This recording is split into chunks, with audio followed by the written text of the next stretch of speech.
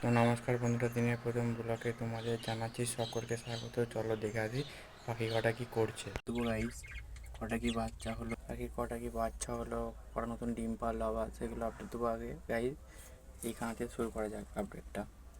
Guys, এই পাখির update হচ্ছে যে এই যে ভাঁড়টা একটা বাচ্চা আছে, বাচ্চাটা অনেকটা বড়ই হয়ে গেছে, আর ভাঁড়ে ময়লা আছে, ময়লাটা পরিষ্কার করে দিই গাইস। যেহেতু বাচ্চা হয়েছে ময়লাটা পরিষ্কার করে দেবো বাচ্চাটা বার করে।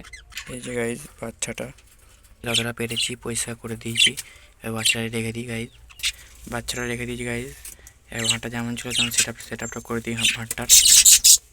এই গাইজ রেখে দিয়েছি গাইজ। এই খাঁচাটা চেক হবে, এই খাঁচাটা আগে বার করে নিই বাইরে, মানে ভাঁড়টা আগে বাইরে বার করে নিই, তারপর দেখাচ্ছি।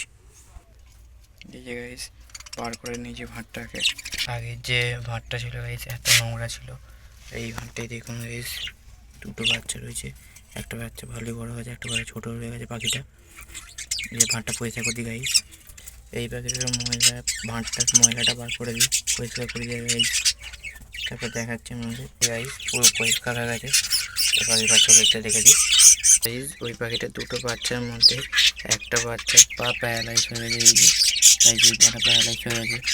এইটা নিয়ে আমি ভিডিও বানাবো, পরে ভিডিওটা দেখে নিয়ে গাইজ।